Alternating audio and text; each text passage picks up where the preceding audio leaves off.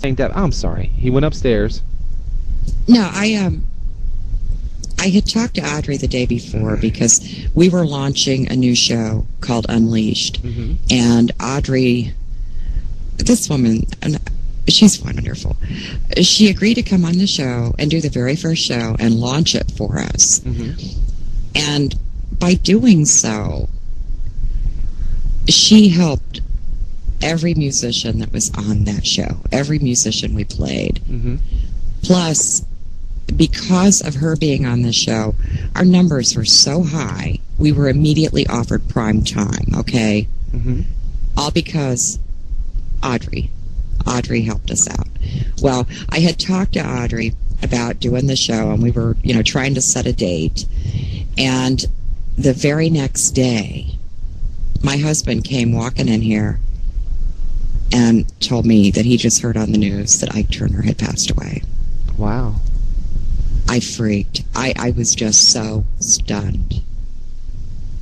And I knew right then that was probably going to change everything, because there was no way I could expect this woman to come on and do this show, at the date we had set, because it was just not even, I don't think it was even 2 weeks away.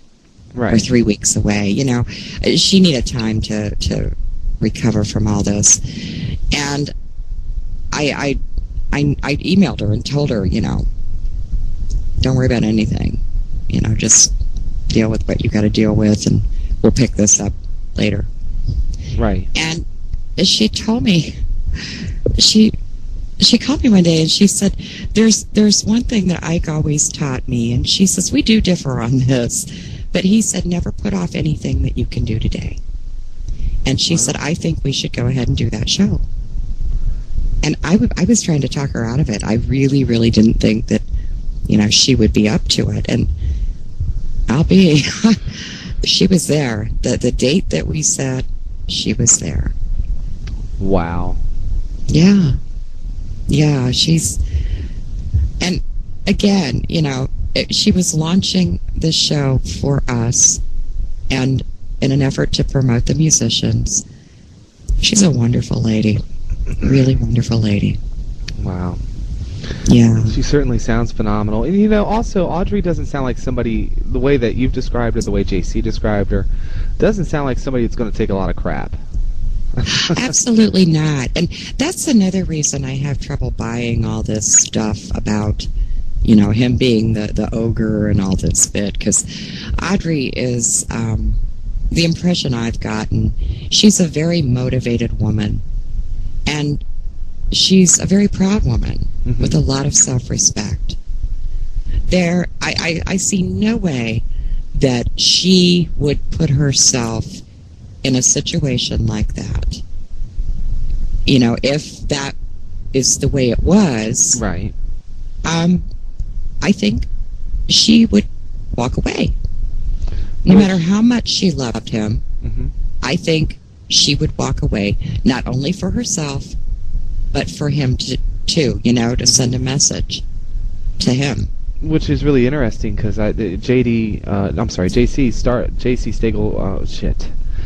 Martin, sorry about that, names mixed up. JC Martin, when he was on the show, alluded to that when he was talking about Ike and Audrey. Yeah, I don't see her being the type of woman that is going to put up with a bunch of crap from anyone. And I just can't see it. So when I think about this movie, and I look at Audrey and I think, no, I just don't see that happening. And according to articles that I've read, this was supposed to be the way life was with Ike and Tina, and she stayed there for 18 years. I don't get it. I just don't get it. So I'm leaning more toward a lot of Hollywood hype in that movie. And I think that the things that I've read and heard, from people who knew him, there was a wonderful side to Ike. He was loved so much by his family, and people who have worked with him and worked for him. There's definitely another side.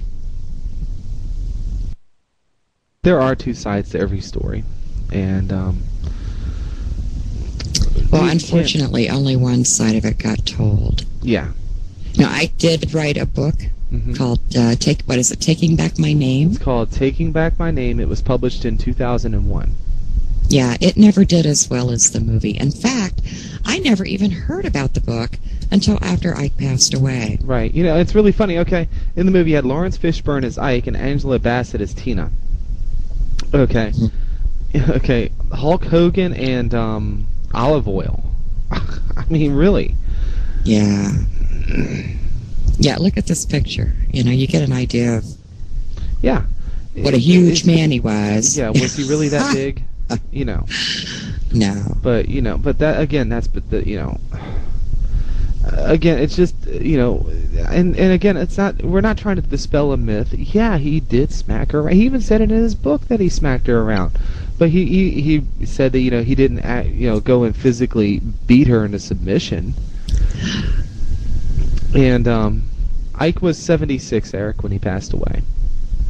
And, you know, you have to keep in mind that this was back during a time when it was actually common for men to beat their wives. It was. They beat their children, too. Yeah, it was okay at that time. It was socially acceptable. You know, it's really funny. Yes.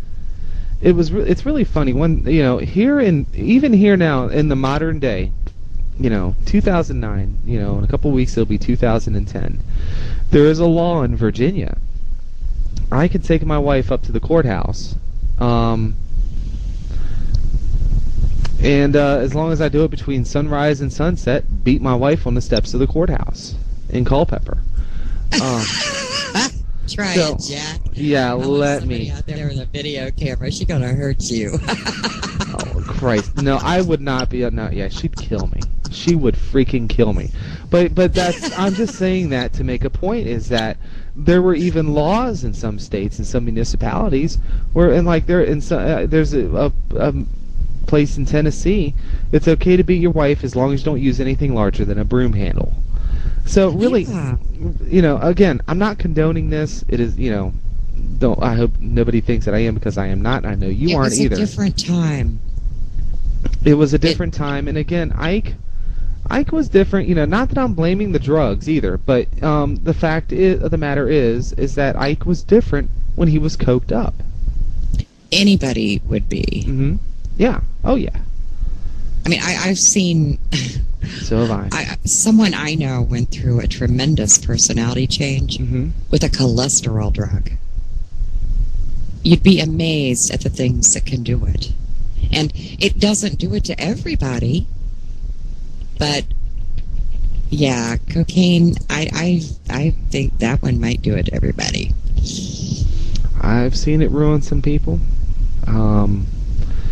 And you know, what's really funny, Deb, is that you and I will we have done a show, Freedom Fest, about freeing, you know, marijuana, and, you know, some people would say, well, shouldn't you legalize everything? And this is why I say, no. There are some drugs that should never be legalized. And that's yes, a very good point in the chat room. Yes. Lee, here I am again from hopesreward.com. Now you hear about it all the time. Back then, family business was kept within the family. I think that's a very good point, and I think that's very valid, and I think that's very true. Yeah, I agree. You know, another thing about Ike that most people don't know, he grew up in a time that there was a lot of racial tension. It was a horrible time. You know, and lynchings were actually common. Mm-hmm. And as a child, Ike Turner saw his father being lynched. You know, it's very interesting that you would mention that, because, I'm sorry, go ahead. Well, I look at these kids today, and they go out and do whatever the hell they want, and the social workers and the schools, they find a way to turn it around. They're traumatized by something that happened in their life. Mm-hmm. You know, their dad drank. Mm-hmm. Or, you know,